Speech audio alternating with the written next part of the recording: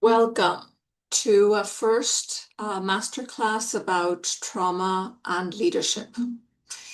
I've come to believe that trauma and leadership are strongly interlinked. They're like two sides of the same coin. Why? Because trauma is a huge challenge you encounter. It is so huge that you fall apart. And for a long time, you escape the memories of that event. That the phase of denial is part of the trauma. We need decades of refusing to remember, refusing to look back, pushing forward and fighting our way in order to create a new life. Every human does it. We've been doing it for generations. Yeah. That denial phase is it's like the time we need to gather the strength in order to start resolving the trauma. So when it's your own childhood trauma, it can be 20 or 30 years, and then you come to a point when you're 38 or you're 45 or you're 53 when things suddenly start to fall apart in your life, or you start to feel really, really depressed or unhappy or angry, or things don't work. And that's when your body, your vagal nerve, or vagus nerve, polyvagal theory. Stephen Porges is a very good model. There's lots of videos on it, but I will talk about it too. But that is when your body decides, okay, it's time to start bringing up the pain. So a lot of people come and say, oh, my trauma happened when I was 23. And I say, no, when you were 23, you began to feel the pain of something that probably happened in the first 7 years of your life. And the fact that we experience trauma in childhood from 0 to 7 years, that means that we are forced to develop resources and skills we would not have needed otherwise. So, if we lived in a house where parents were working all day, or they had a lot of children, or they had their own parents were sick, or they had money problems, or any of the millions of things that happen to parents in every family, that keep them away from their kids, that make them spend time and attention and worry in other things different to their kids, those kids do not get the attention they need in order to grow correctly, in order to be happy and feel at peace and feel safe and just develop their potential and explore the world. So they become traumatized, and you will hear experts talk about the big T's and the small T's. Um, that's all interesting, okay? But trauma is generated by experiences that are so painful that your body decides the pain is going to break the system. You cannot endure it. So it brings in a freeze mechanism, an amnesia. And that freeze or shock, it's a shock reaction. That shock reaction means that you experience only the surface, a very little part of that emotional pain, or maybe none at all. And that amnesia, that shock, allows you to endure the situation. A trauma can be a big, enormous blow in one day, like a car accident, or like losing a parent, or being abandoned, or something that happens very suddenly in a few hours. That's what people call the big T's.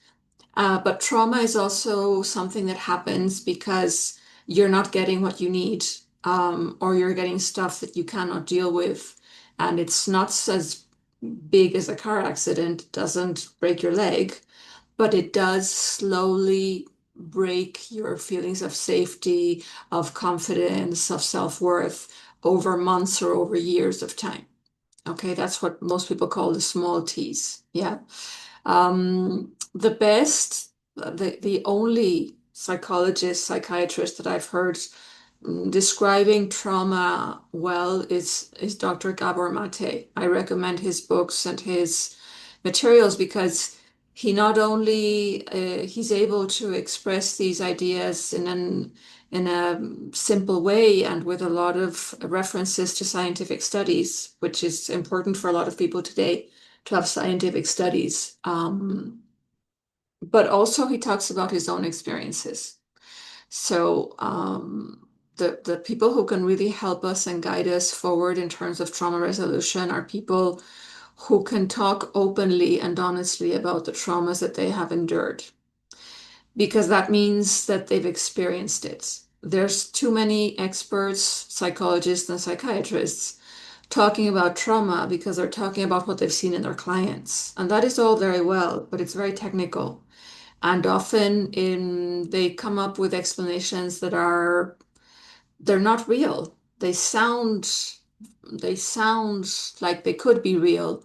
They've they're models that they've constructed in their heads, but that's not the way it happens, you know.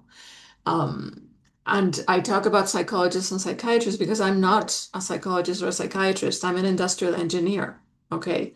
So I've been looking at trauma for my whole life. I'm 53. So when I got to adult life, I had all of these talents that I developed. I was a good communicator. I was smart. I was hardworking. I got good grades at school.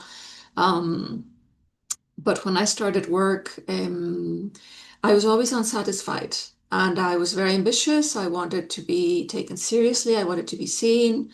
I was repeating all of my childhood traumas, in fact, and I didn't really know it, no.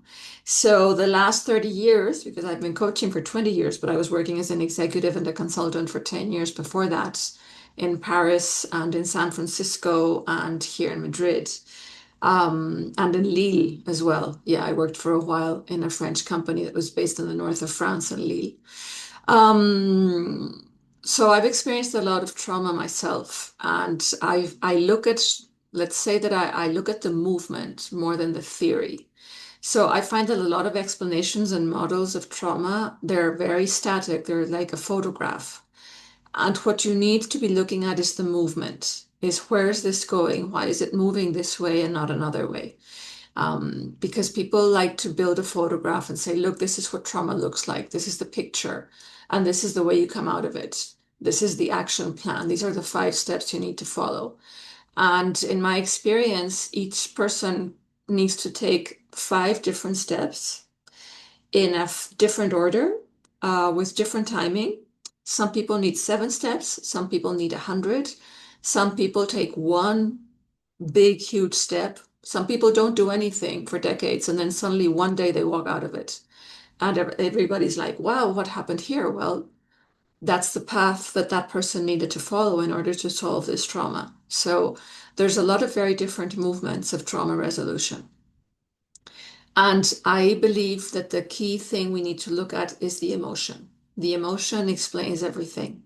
And you can look at emotion as if it was water, because when you look at it like water, it's easier to understand how emotion can occupy space and how it can remain hidden. Yeah. So you think of frozen emotion, like frozen water, like ice. You can stand on ice, you can skate on ice, you can play hockey on ice, and there doesn't seem to be anything happening underneath. But the day that ice melts, there's lots of water underneath. There's loads and loads. There's a huge deposit of water underneath. Yeah. And that is what happens with trauma. Trauma remains frozen for decades because we do not have the resources to confront and endure the painful emotion frozen in the trauma. Emotion is a force of nature. It can be a tsunami. It can be a volcano. It can be a storm, a windstorm, like a turmoil that breaks everything, that destroys a whole village. So the important thing with trauma is understanding that it's a whole, like a whole deposit of very painful emotion that's stored inside your body. It was created in one blow or in several blows or in small, uncomfortable and challenging situations mm, that were weighing down on you and breaking you down over months or over years of a period of time when your brain wasn't ready to absorb that kind of hardship. That's why childhood trauma is so determinate. Yes. So if you take a 5-year-old and you put that 5-year-old through a trauma like a car accident where his father dies, okay? Let's imagine that that creates an enormous blow of negative emotion. And in that big blow of negative emotion, there's shame and guilt because children believe that everything bad that happens is their fault. They're not cognitive develop their brain isn't developed enough to understand that bad things happen in the world without you being responsible for them. Okay, bad people appear, a bad guy comes in with a gun, you have no responsibility, you have no control over the randomness of events in life. But as children, we don't understand that yet. So if we experience a car accident at 5 years old and our father dies, there's a part of us that believes since then that we are guilty of the car accident. We look at everything we did and said before the accident and lay the blame there because our understanding of the world is still very limited. Okay. So let's say that deposit of emotion has a lot of guilt and shame. It has a lot of anger. It has a lot of grief, and it has a lot of fear. And then all of the other emotions that we sophisticated mixes of those main ingredients that we put together into different words. Okay.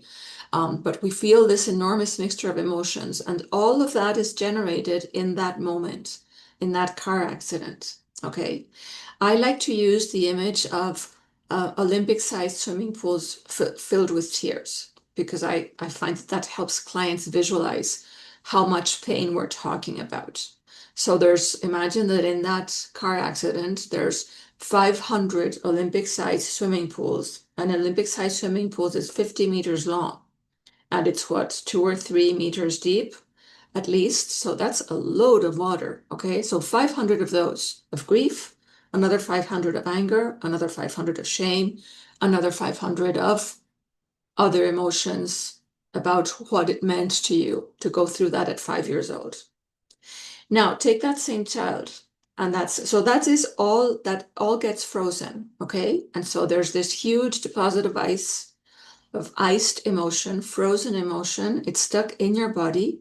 It is stored in the tissues that you would have used to express that emotion.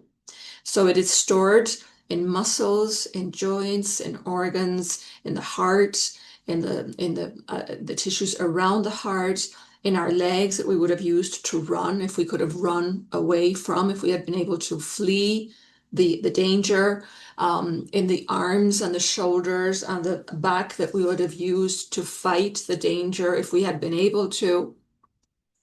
Um, our body expresses emotions using expressing it, showing it the same way as an actor does. So when we go through a trauma, all of those expressions and movements that we would have performed get frozen. So we don't perform them. We go into shock. And as we go into shock, there's a lot of layers of awareness that just become completely numb. And so we don't fight, we don't make ourselves small, we don't go into a fetal position. A fetal position is the instinctive position that human bodies go into in order to protect our internal organs. We don't do any of that because we feel nothing, okay? Because we're in shock for a few hours. Then we start to come out of that shock.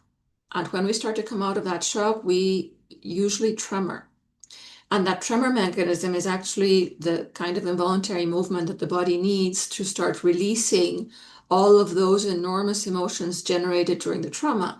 But because culturally we are scared of the tremoring and the involuntary movement, and we've been telling indigenous communities not to do it for centuries and millennia, when we went conquering indigenous communities around the world, we went to civilized people and told them, oh, stop tremoring and stop doing wild movements in your dances because that's demonic and No, those were all rituals. Those were rituals that were helping people in indigenous communities process the excess emotions and sensations generated during traumatic events. Okay? So all of this means that you today, sophisticated adults with social media, you speak multiple languages or understand them, you use AI, you have a chat GPT, maybe you use them as a therapist, which you shouldn't, but a lot of people are they're looking for that companionship and that safe space to start to surface what is wrong inside of them. Some people are looking for it in AI. Yeah, not the place, it's not the best place, but hey, we do what we can. So we're all harboring inside of us this huge clot of frozen emotion. And it's the size of several swimming pools full of painful grief, anger, fear, shame, etc. So now the question is, how do we resolve that?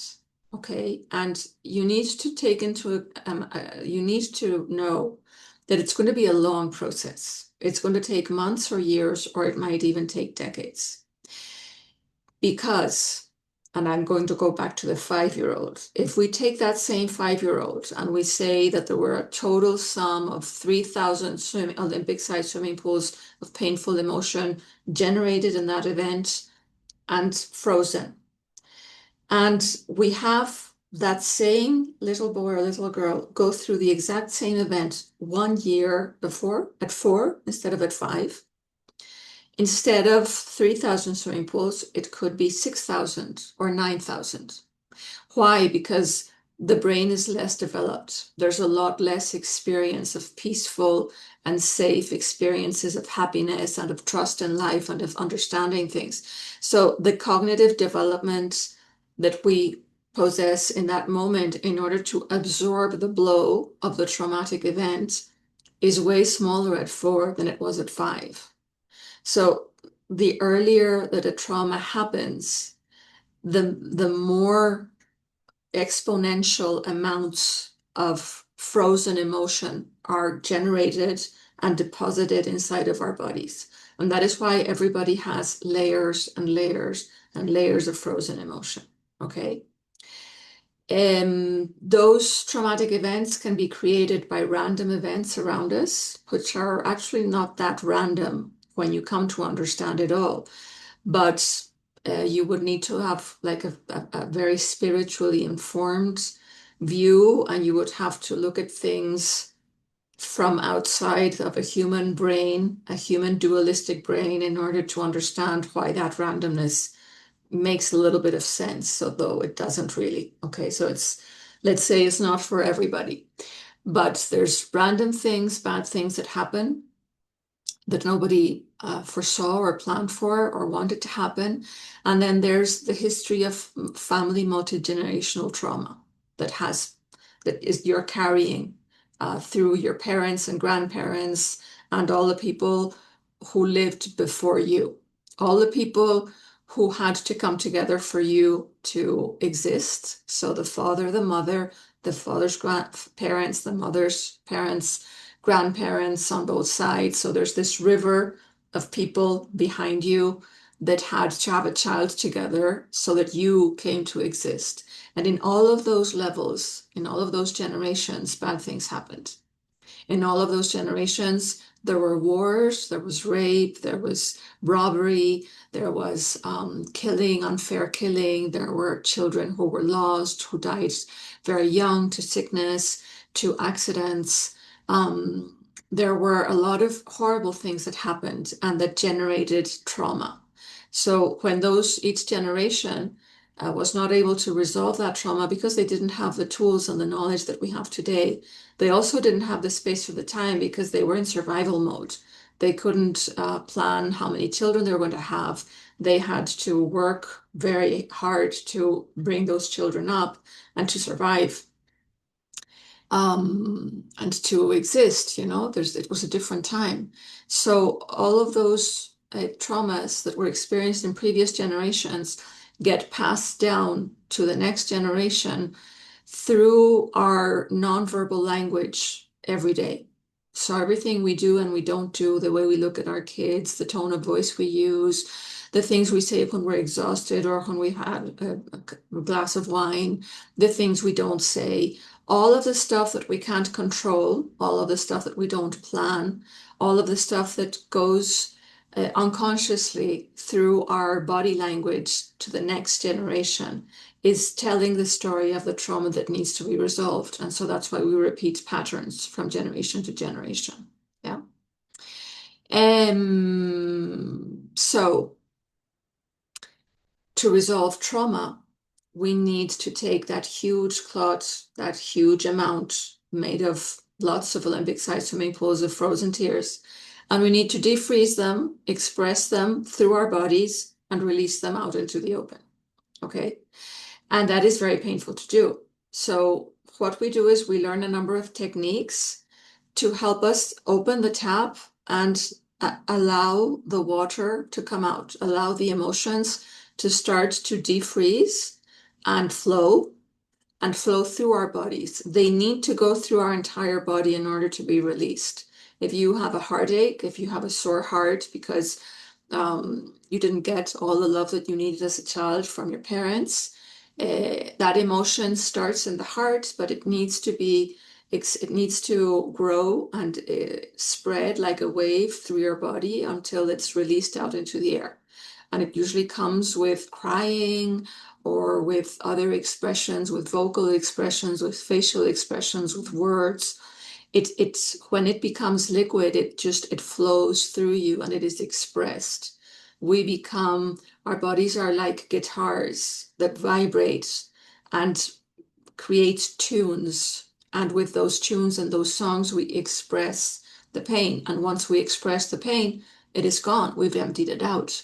And we're ready to go back and open the tap and bring out a little bit more of painful emotion.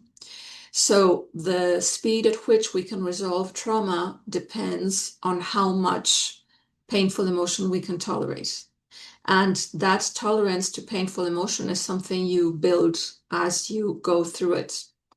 I like to compare it to sports like skiing or surfing or horse riding, because I learned all of those sports as an adult. I'm a terrible surfer. I never got to surf, but I can ski and I can horse ride. And as an adult, when you learn these things, it's very hard for you because you do the exact opposite of what needs to be done in order to flow with the movement. Children are very good at learning horse riding or surfing or skiing because they instinctively adapt their bodies to the movement in order to flow because it's enjoyable to flow with the movement. Okay. So learning to unfreeze, defreeze emotion, let it flow through your body in order to express it and release it, it's also a movement that you need to learn to flow with. And when you learn to do that as an adult, you tend to do exactly the opposite of what needs to be done in order to flow with the movement. So a lot of what we do is resisting that pain. Instinctively, we are scared of the pain. And we are in a culture and in a society that is constantly telling us that we need to be happy and we need to be motivated and we need to work hard. And it's all about effort and happiness and filters and Instagram and shows of fantasy and materializing fantasies around us, which we all know are fantasies. We all know they're not real, but this is kind of a strange game we all play together. We play in fantasy because that's the way we escape the pain of trauma. So, well, that's just like an initial overview. This is like a first masterclass. How long is it? I don't know. I can't see the timer on now, but I will record a few of these and I will answer when I watch them. I'll see what I forgot to say or what wasn't clear, and I'll try to respond that in future master classes too. If you have questions, you can ask them. If your question is, do I have trauma? The answer is yes, of course you do. If the question is, does my sickness, is it because of trauma? Yes, of course it is. But does that mean that there's a fast or a quick solution to resolving that sickness? No. Does that mean that we can now understand how many traumas are behind the symptom that you're looking at? No, we don't. You could have ADHD, or you could have a skin condition, or you could have cancer, or you could have a really complicated health issue. And there can be so many traumas behind that issue that anybody who provides guarantees, who tells you that they can solve that for you, they don't know what they're talking about. That means that that sickness is your guide. It's kind of the irresistible motivation that life is giving you to keep moving forward and traveling and understanding what's going on with you and what happened in your family and what kind of trauma you experienced as a child and even as a baby or as a fetus, because in the 9 months that we spend in our mother's womb, we are also overwhelmed by a number of circumstances and events and the mixed feelings that all parents have about a new child they're not sure they want to bring into the world. Okay. And so if you're a parent or an adult, you know how conflicting it can be to think about bringing children into the world, how overwhelming it is to become pregnant when you haven't planned it, or how painful it can be to plan for pregnancies that don't happen, and how many things and adventures you go through in order to achieve a pregnancy that may never happen. So all of those things, they impact the kids that eventually do come to life. And we carry those then as traumas too. Mm.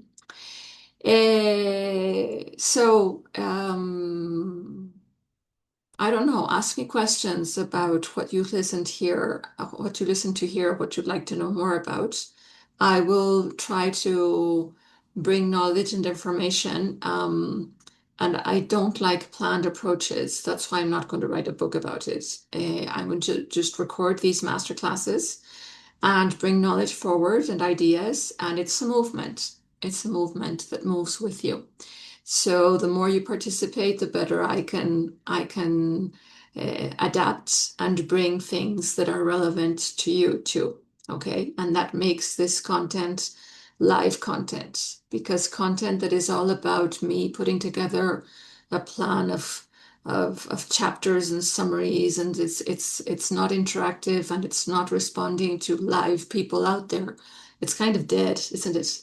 It becomes obsolete pretty fast, and it's all a photograph in my mind at that time. But then I resolve three more layers of my own trauma, and my way of explaining and understanding that same content is completely new and different. So that's why I like to look more at the movement. The movement is alive, and the pictures, they're like picking flowers off a plant. They're beautiful in the moment you pick them off, and then they kind of fall apart. Yeah. They become a shadow, with less color and less texture and less everything than they were at that moment. So, thank you for listening. I look forward to reading your comments, and look at your trauma, look at the emotions that you might be hiding, look at the things that you experienced as a child or the things you know about your family's hardships, and start to let all of that move around in your mind when you're taking a shower, when you're making the bed, cleaning up the house, when you're driving to work, or even when you're waiting for somebody to show up at a meeting. Use those spaces to journal, write down all of the ideas that come to mind, and use your current events to explore. The key to resolving trauma is always in the present moment. It's the stuff that isn't working the way you want it to in the here and the now. Those are the breadcrumbs you need to follow, like Hansel and Gretel, in order to find the treasure. Yeah. That's where all of the information emerges, because the present moment, the here and the now, is actually a result of all the things that happened in the past, all the good things and all the bad things. So all unresolved past trauma is showing up here and now. You just need to start looking at it. And the more you look at it, the better you understand it and the faster you can process it. And as you become tolerant of painful emotion, and you learn to stop believing anything you think when you're experiencing an intense negative emotion, because it's distorted thought, and you're going to forget about it once you've grounded that emotion. When you learn to do that, you learn to flow with the movement, and you learn to wait until you're grounded and safe and you feel okay again. And you understand that your thinking is very different and it's a lot more positive and optimistic then. That's when you can make decisions, not when you're in the middle of the, oh my God. No, don't make decisions then. Bad idea. Anyway, lots to talk about. I look forward to recording more of these for you, and I hope you enjoy the method in my madness, as my Irish grandmother used to say. Bye bye. Thank you.